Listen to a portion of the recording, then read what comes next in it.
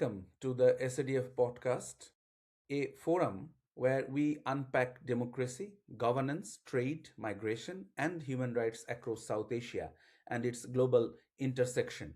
I'm your host, Tapushkanti Ball from South Asia Democratic Forum. Today, I am honored to be joined by Dr. Indira Bhotia, lecturer in law at Glasgow Caledonian University. Dr. Bhotia teaches business law, international trade and WTO law, and investment law, and her research bridges international human rights, minority protection, and comparative judicial system across India, the European Court of Human Rights, and the Inter-American Court. Today's context is on 27th of January 2026, India and the European Union announced the conclusion of negotiations for a landmark free trade agreement described by EU leaders as the mother of all deals, with sweeping tariff reductions projected on both sides and broader cooperation frameworks on security and mobility.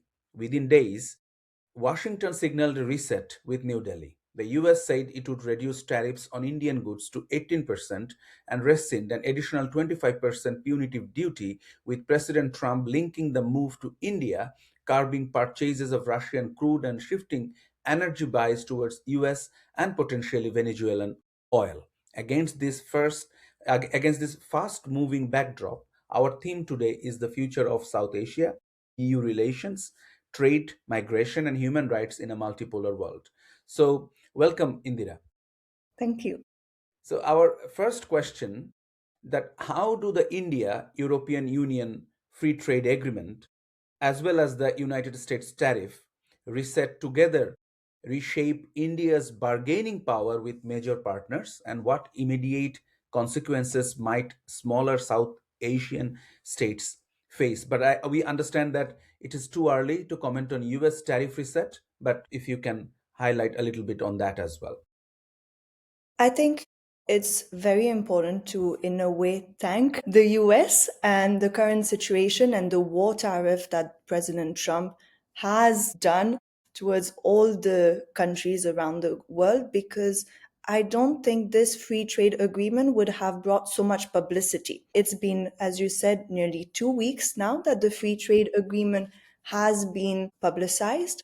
Newspapers around the world are still talking about it. Social media is still very active and talking about it and highlighting the different points. So I think the current political and economic situation, while not being perfect, has allowed South Asian countries to shine in a very positive way. The FTA, so this free trade agreement, has not just appeared now. It was 20 years of negotiations. It is very long to arrive to such a big agreement. And it is one of the most significant trade deals in the world today. And that is why, the European Commission, as you said, the European Commission President Ursula von der Leyen even called it the mother of all deals. And for India, it is the largest trade deal it has signed so far. But we have to be careful because even though it's very positive what's currently happening, Mhm. the agreement is not yet fully enforced.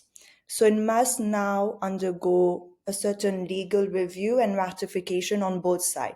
So in the EU, the text normally goes through what we call a legal vetting, and any text revisions must then be reapproved again by India. Right. Then it moves to the second step, the European Council, and then the third step, which is the European Parliament, which must ratify the FTA. But the Parliament can still block the deal, as we have seen recently with the EU Mercosur agreement, so the EU and South America. So, from a political and legal perspective, the process is not finished, and there are some, how to say it, some underlying political sensitivities. One of the big concern is not just for the EU but also for the US was for a long time, it still is, the relationship between India and Russia, which is, some people may think it's just economic, but it's also strategic and historical. Russia has, over the years, always supported India's position on Kashmir at the UN Security Council. And I think it's important for people to remember that India does not have a permanent seat on the council. So there is a certain diplomatic backing which remains valuable for India. And this creates a sort of a delicate balancing act. So while the EU and India are deepening ties, India also maintains strong strategic relationship elsewhere. And so this does not necessarily means that it's blocking the cooperation, but it adds a certain level of complexity to the broader geopolitical picture. But above all, and I think what's important to keep in mind is that if this FTA move forward and works, which everyone hopes, the deal marks a new phase in EU and India relationships. And it covers not only trade, as I will try to explain quickly later, but also talks about security cooperation. And more importantly, it's a people to people tie. So, Mhm. what we need to remember is that we're not just talking about two random economy around the world. We're talking about the world fourth largest economy, which is India, and the second largest economic bloc, the EU. And so together, if we bring India and the EU, we have a market of around 2 billion people and roughly one third of global trade. So for the EU, it opens access to a vast and fast growing market. So media has over the couple of weeks called it not just the mother of all deals, but also the tail of two giants. So Mhm. symbolically, the agreement sends a strong message that at the moment and on the long term, cooperation is the best response to global challenge. And it comes at a time of four elements. First, rising protectionism. Mhm. Secondly, fragmented supply chains, an increase of geopolitical and economic tension. And as also, you said during the presentation, and I said at the beginning, a tariff conflicts, which Mhm. is often associated with Trump era trade policies. Right. And so for the EU, it's also an idea to it's a will, more importantly, to try to diversify its trade partnership, to reduce a strong dependency on China and the United States. But this is all, theoretical. And so in practice, what does it mean? We have at the moment three elements that stand out with the free trade agreement: manufacturing, mobility, and non tariff barriers. If we go into tariff reduction and market access, that means through the FTA that Indian products are going to be cheaper in the EU. Some examples: shrimp and fish, leather goods, precious stones and jewelry, styles, services, and more importantly, I would say, an easier access, so a mobility pact that facilitates entry of Indian workers and students in the EU. But India has if Indian products are cheaper in the EU, that also means that EU products are going to be cheaper in India. Right. So, if we talk about again concrete objects or products, we have cars. Mhm. So we have to be careful with cars because even though there's a certain quota that was established, there's a little concern that India could become more of a high value import market rather than a manufacturing hub. But beside that, cars were taxed at 110 and now it's going to 10%. Medical and chemical products were 25, now it's 0. Mhm. Wine from 150 to 20, chocolate and pasta, for instance, 50 to 0, and beer from 110 to 50. And I'm not saying, those products just to show some numbers, but also allow people to understand that for consumers, the impact is going to be very important. They're going to have more choices and some people may consider fewer excessive taxes. So there's one angle which is the impact on consumers, but there's also an impact on businesses because we're talking about a free trade agreement. So on the Indian side, the agreement offers a greater predictability in a way.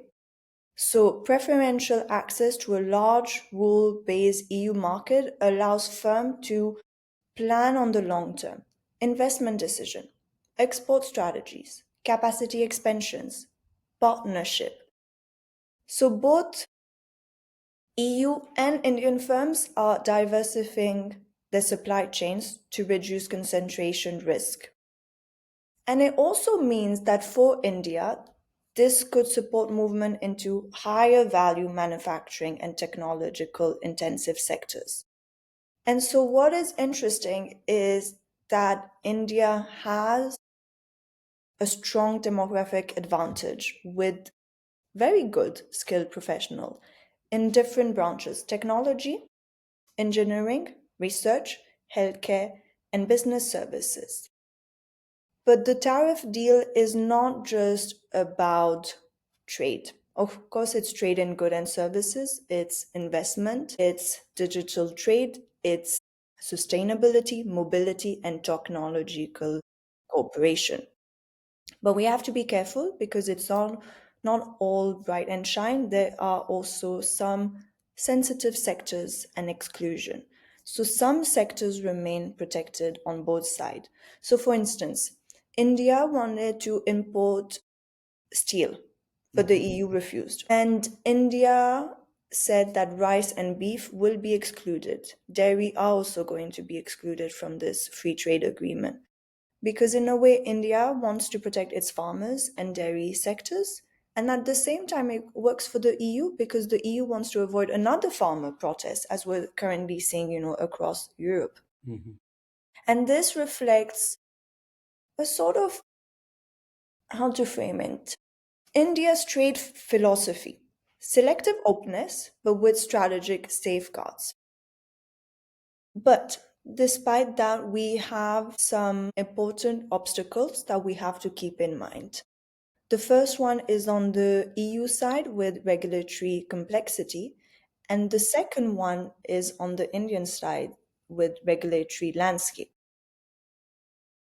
What we know about the EU, and in a way is quite positive, is that EU has one of the most sophisticated regulatory systems with very strict rules on chemicals, food safety, data protection, carbon accounting, sustainability reporting, labor process, product liability.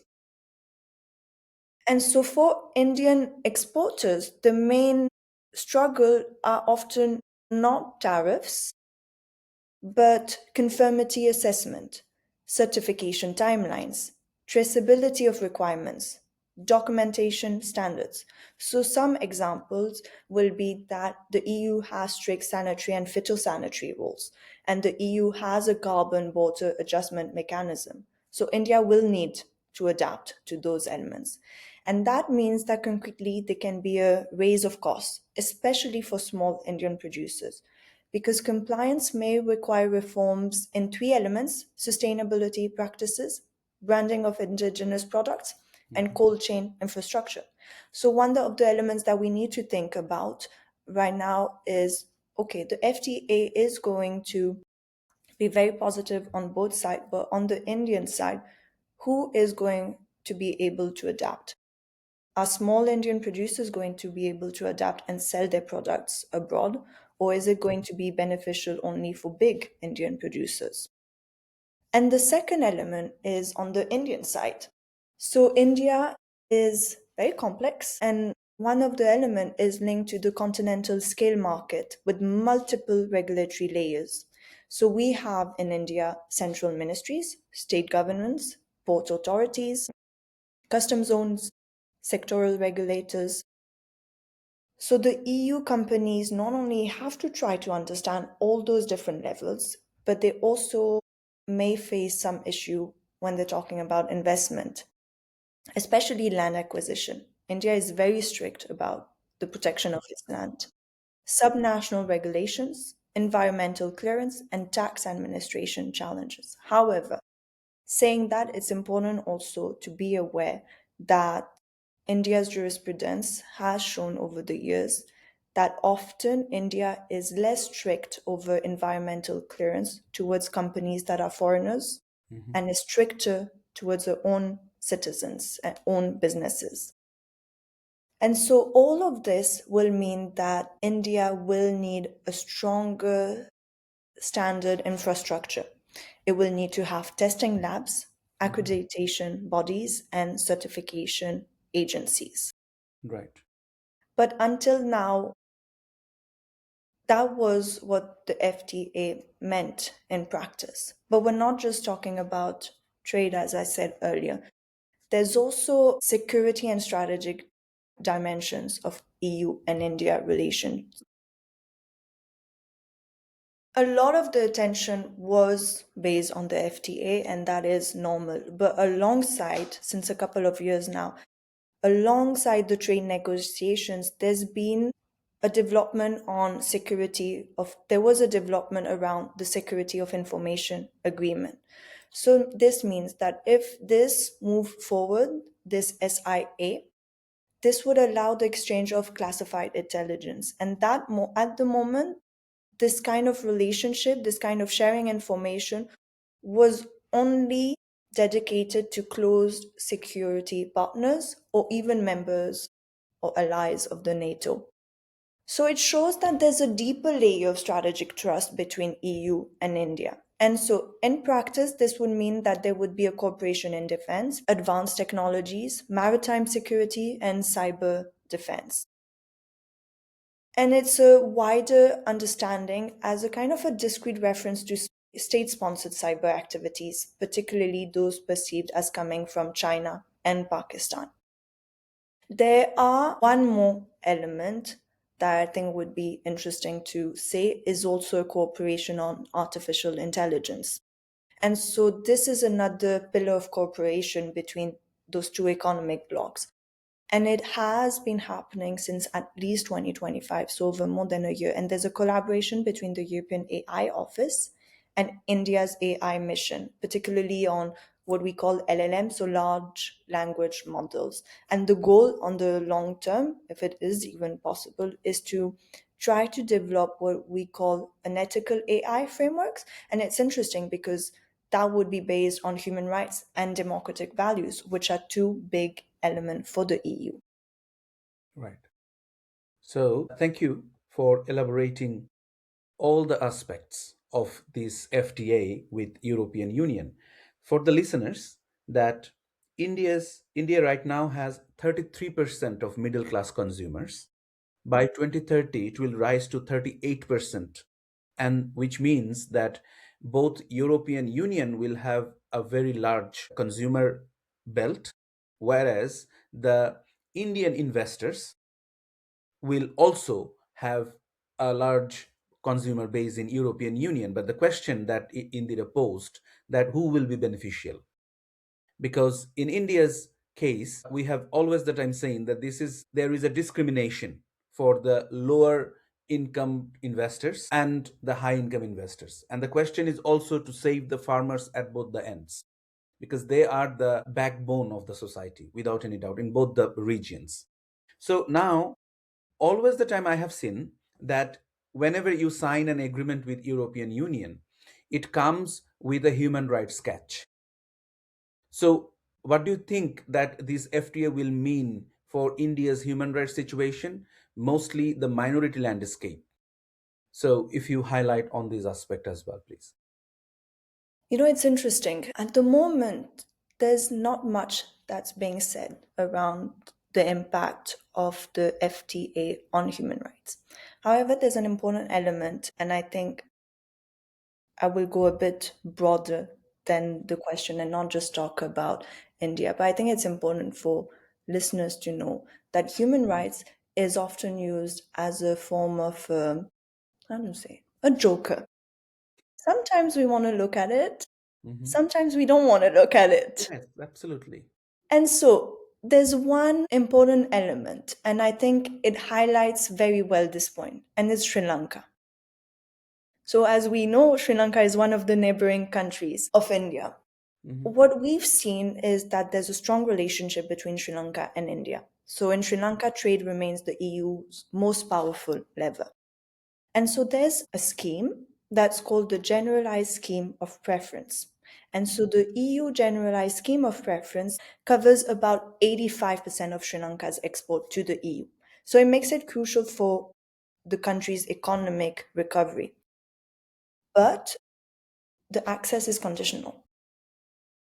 So because the EU knows it has such a powerful card on Sri Lanka, over the past couple of years, the EU has tried to pressure on human rights issues in Sri Lanka. One was the reform, or at least the EU tried to ask Sri Lanka to reform its Prevention of Terrorism Act, which has been heavily criticized for abusive use. The second one was the need to decriminalize LGBTQIA plus relationship. And the third one was more around broader governance and rights concern. So in that case, in Sri Lanka's case, we see that trade policy is clearly linked to human rights conditionality. Right. There was another element that I think arose in many Indians' mind was the situation around Kashmir. And without going into deep details around the issue in Kashmir between Pakistan, India, and even China, we all wonder if there's not a secret clause, maybe, something that's kept private between the EU and India around Kashmir, around the situation of Kashmir. Because we all know that Western countries have been very strong at pointing the finger at what's happening in Kashmir, either on Pakistan side or on Indian side. So it would be interesting on the long term if that information becomes suddenly available. What has been the discussion around Kashmir? But if we talk, to go back to your question, if we talk about human rights, migration, there's always a link, and there's always going to be a link with EU trade policy. And that is linked to the fact that there's a growing link between migration management and human rights. We all know currently that the EU faces a crisis around migration at its external borders with the rise of human rights violation by a number of institutions that are as well supported by the European Union. But what's important is that because of the increase of populism, the increase of anti immigration sentiment, it has strengthened in European politics. Migration has become a central concern, and this has shaped external relationships. Mhm. So the EU has used trade policy as a leverage again to secure cooperation on migration control. And there's one element that is important to refer to because there's this kind of sort of a game now. There's an expression that's come out, and it's more for more, less for less. So if countries are cooperating on migration, they may retain or gain trade benefits. But on the contrary, if they're not cooperating, that they are risking to lose those trade benefits. And so it is an important point for countries such as Bangladesh and Pakistan. So both are major countries of origin for migrants to Europe, and it remains citizens working abroad are a key pillar for those countries' economies. And at the same time, the forced return of migrants can be politically sensitive and unpopular domestically. I was just reading this morning that there is currently an issue in Greece, and especially in Athens, where the government has discovered that there's a number of illegal mosques. The newspapers were saying that in Athens at this moment, there's one legal mosque and the other 60s are illegal. And the government has decided to, one, remove and close those what he considers illegal Illegal mosques. mosques. But at the same time, every person who was working, or the imam, Mhm. even though they're legal migrants, will be sent back home. Most of those mosques at the moment is being said as being people working in it from Bangladesh. So again, we see the issue around migration, how migration can be used in such a context. So to kind of avoid any issue, the EU has developed what we call a carrot through the talent partnership. So these aim to create legal and often secular migration pathways for skilled workers in sectors where Europe faces labor shortages, such as often healthcare and information technology. And the idea is to match European labor market needs with partner countries' workforces while promoting safe and regulated mobility. Mm-hmm. But there's some critiques about all of this carrot, migration and human rights is there's a certain way it's a boutique program. But yes, that's the main element surrounding, migration, human rights, and FT. Right. I'll just very quickly ask you the last question, which is, for example, India getting this FTA, and if it goes through, then definitely it will have some effect on how European Union's business goes with Pakistan, Bangladesh, or Nepal, right? Definitely. Because right after the FTA is signed, the current interim head of Bangladesh, Dr. Yunus, he called upon the Mission and then asked that so that Bangladesh's business is not affected because Bangladesh imports a lot of to European Union. So directly there is this concern. What do you think about these concerns on both sides of India, like Bangladesh, Pakistan, and Nepal? So India has a strong influence on its neighboring countries. If we just talk from a legal perspective already, India has influenced the jurisprudence of its neighboring countries. So Bangladesh, Sri Lanka, Pakistan, especially with the introduction of PIL many, many years ago. So I think without talking about trade, one of the important elements that we have to think about when we talk about FTA is, of course, dispute settlements. Hmm. There'll be legal issues. So the free trade agreement has been quite transparent around dispute settlement, and there's nothing new about it or different. But if we look at the possible cases that will come in front of the Indian jurisprudence, and the Indian jurisprudence will be, as always, very innovative, Hmm. very, forthcoming towards its Yeah, jurisprudence. and quite fluid. It Yes, and quite fluid. adjusts to the Yes, changed situation. of course. And, of course, the jurisprudence of no matter what court it goes to, if we say, for instance, the Supreme Court, on the long term, it will influence the region. Hmm.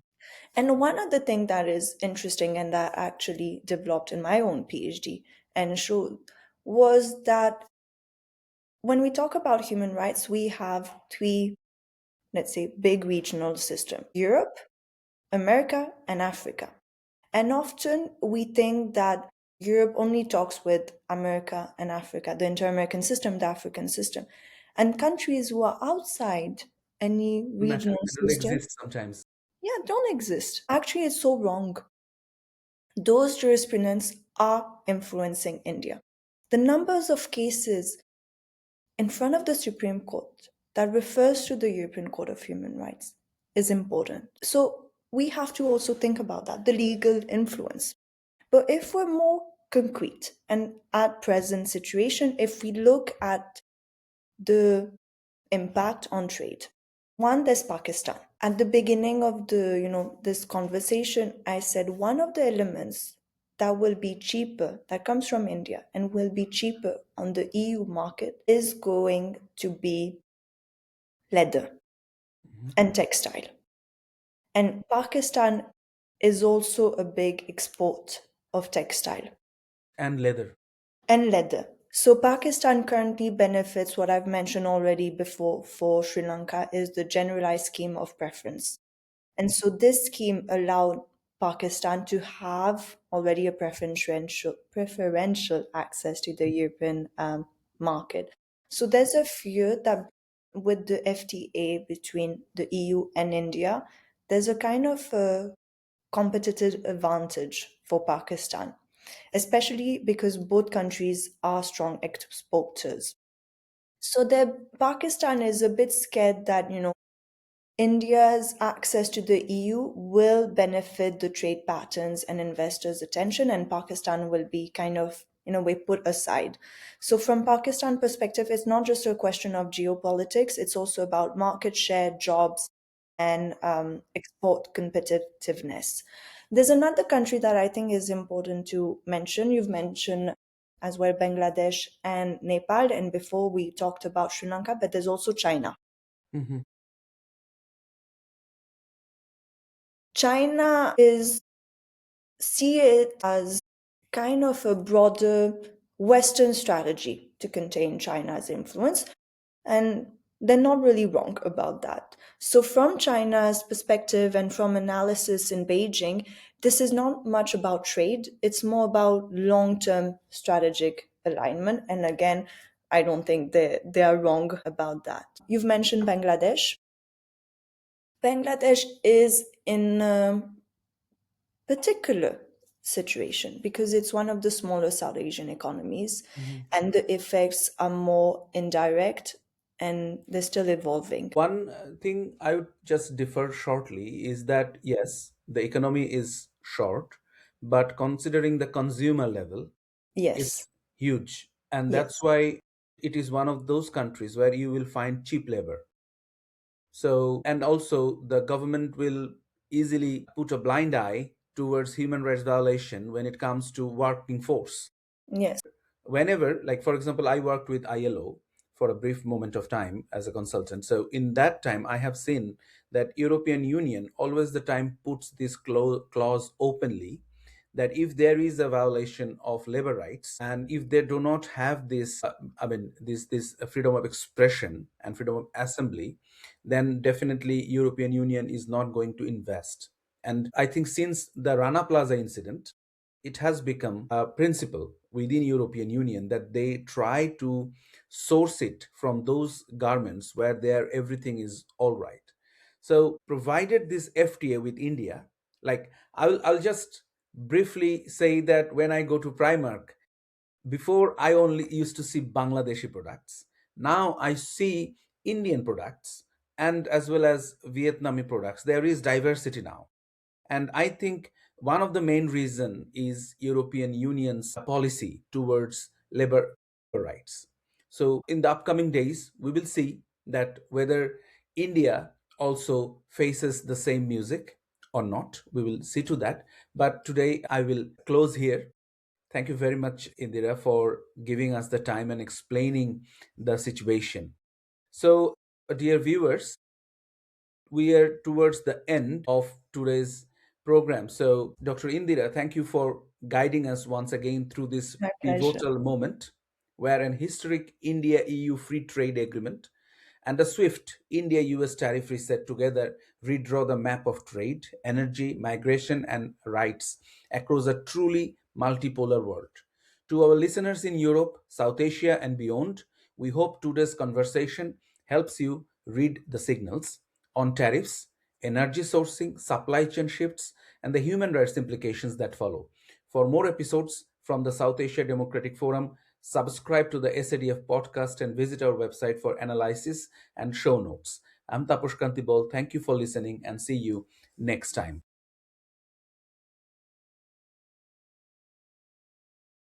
Right.